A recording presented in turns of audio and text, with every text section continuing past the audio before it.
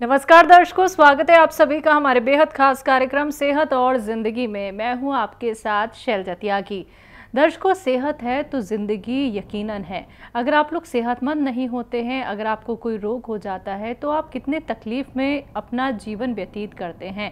तो वो तकलीफ़ क्यों हो, आप लोग समझिए इस बात को बहुत ही गौर से दर्शकों, क्योंकि देखिए दवाई खाना सही है, लेकिन परमानेंट दवाई वही लगातार खाना जो आप फर्स्ट डे से खाते आ रहे थे। आपको लगता है कि मैं ठीक हो जाता हूँ तो चलिए फिर से ये दवाई खा लेता हूँ, फिर से अगर दोबारा से मुझे कोई रोग हो जाता है फिर से वो दवाई खा लेता हूँ। तो ऐसा करना क्यों है? आप लोग ये बात समझिए कि जब आप लोग लगातार किसी भी दवाई का सेवन करते हैं तो उसका साइड इफ़ेक्ट आपको हो सकता है।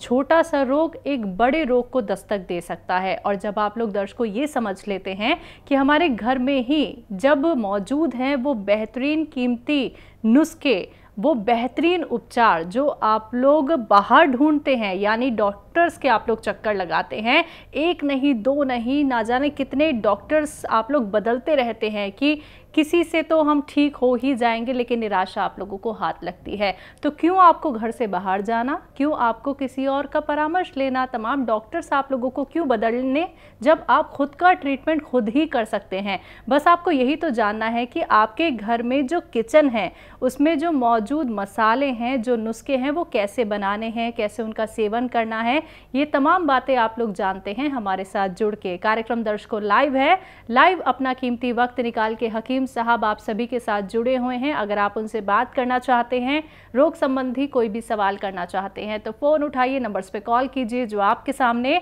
आपकी टीवी स्क्रीन पे हैं। तो चलिए अब कार्यक्रम के यहाँ पे शुरुआत करेंगे और मिलकर स्वागत करेंगे अपने बेहद खास मेहमान का। जी हाँ, मैं बात कर रही हूँ अतिया हर्ब्स के फाउंडर, प्रमोटर, रिसर्चर और हिंदुस्तान के सबसे काबिल, कामयाब और व्यस्त हकीमों में से एक हकीम सुलेमान खान साहब की। आइए मिलकर उनका स्वागत करते हैं। स्वागत है हकीम साहब आपका। बहुत धन्यवाद। हकीम साहब, बात करना चाहूँगी पैरों के दर्द को लेके, क्योंकि मैं अक्सर ही आपसे ये सवाल करती हूँ कि पैरों की दर्द की जो तकलीफ़ होती है वो कैसे ठीक हो सकती है। लेकिन एक पैरों की दर्द होता है और एक गठिया होता है, तो ये जो दर्द की शुरुआत है तो क्या यही गठिया में परिवर्तित हो जाती है, और क्या गठिया सबसे ज़्यादा पेनफुल होती है? देखिए, गठिया जो है एक अलग मर्ज है, ठीक है, जो किसी किसी को होता है। जी जी। और वो हमारे जिस्म का एक निज़ाम है, एक सिस्टम है, जो सिस्टम हमारे जिस्म की हिफाजत के लिए बनाया गया है। किसी वजह से वो सिस्टम हमें नुकसान पहुंचाने वाला बन जाता है, जिसे आर पॉजिटिव कहते हैं।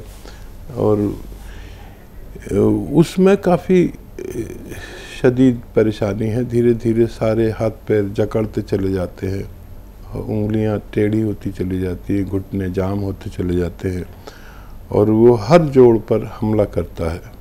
तो उसे गठिया कहते हैं आसान ज़बान में। लेकिन ये पैरों में दर्द किसी के हो गया तो इसे गठिया नहीं कहते। और कोई भी दर्द ऐसा नहीं है जिसका इलाज ना हो सके अगर वक्त पे किया जाए।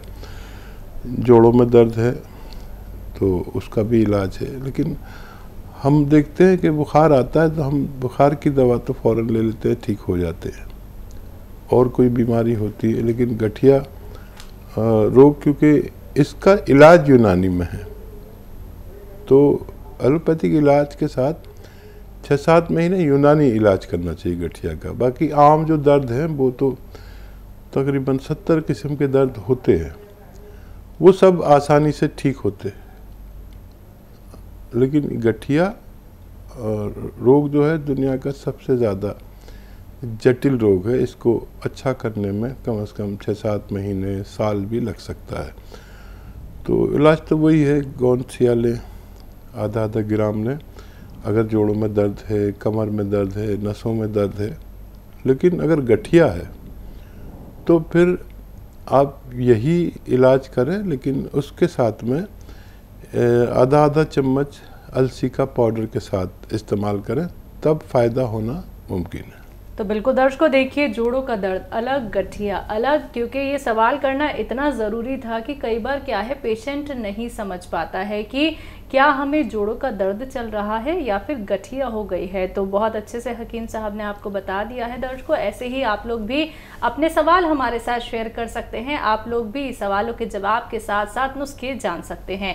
ऐसे ही हकीम साहब के तजर्बे का फायदा उठाने के लिए हमारे चैनल हकीम सुलेमान खान को सब्सक्राइब करें और बेल बटन को दबाना ना भूलें, ताकि हकीम साहब के घरेलू नुस्खों से ज्यादा आप फायदा उठा सकें।